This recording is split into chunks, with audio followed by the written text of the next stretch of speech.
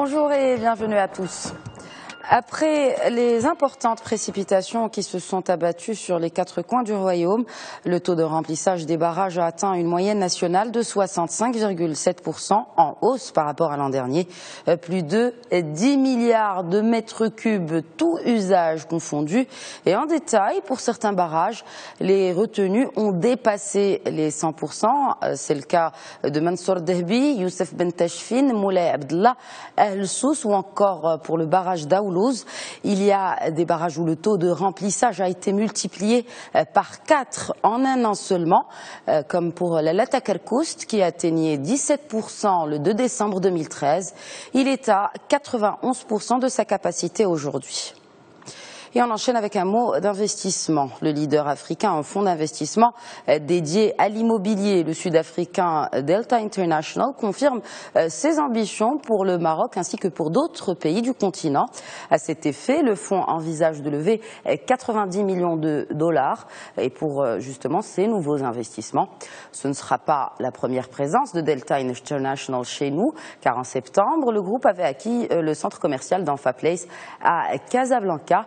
Et la levée de fonds servira naturellement à lancer d'autres projets au Maroc, mais aussi dans des pays africains à forte croissance, tels que le Mozambique, le Nigeria et le Ghana.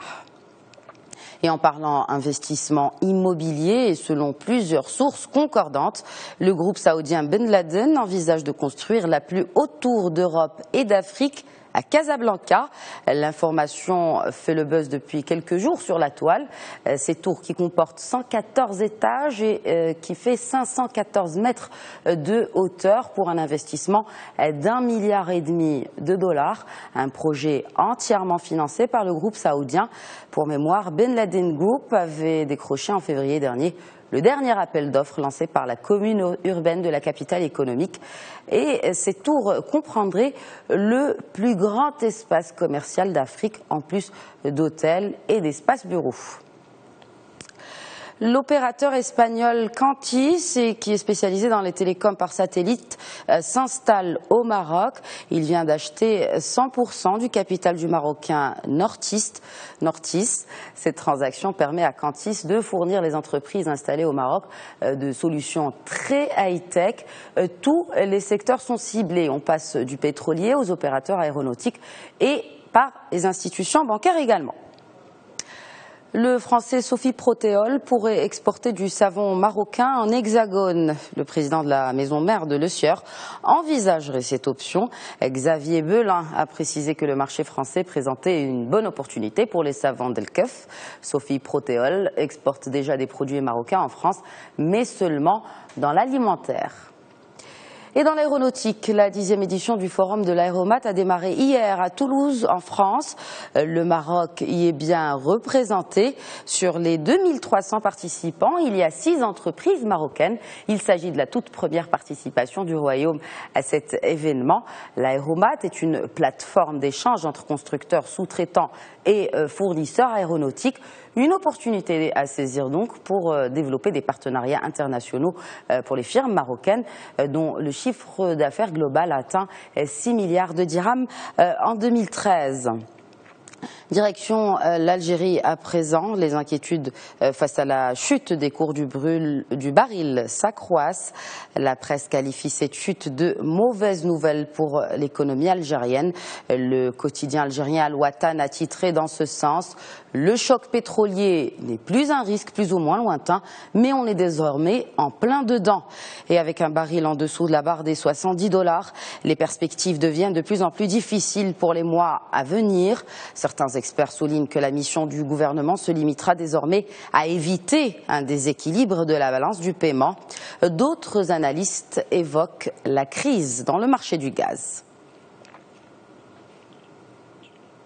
Et pour la France, c'est Standard & Poor's qui alerte sur l'économie de ce pays. L'agence vient en effet d'abaisser ses prévisions de croissance économique pour la France. Elle estime dans un communiqué que l'atonie des performances économiques du pays tient à la faiblesse de la compétitivité et de la rentabilité des entreprises. Pour Standard & Poor's, la croissance du PIB français dépendra de la consommation des ménages, segment qui stagne depuis 2011.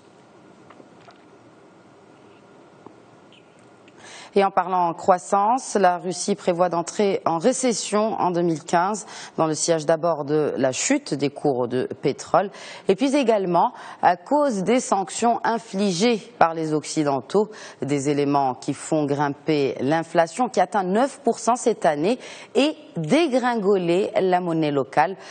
Au total, depuis janvier, la rouble a plongé de 40% face à l'euro et de 60% face au billet vert.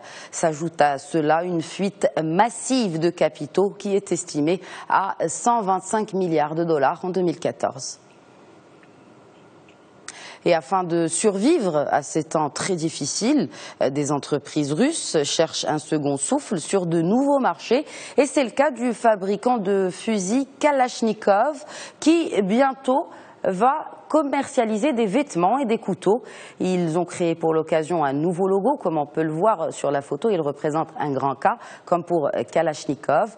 Les vêtements de la marque sont destinés à des chasseurs et à des tireurs sportifs. Le Russe compte s'implanter en Amérique du Sud, en Asie et chez nous, en Afrique.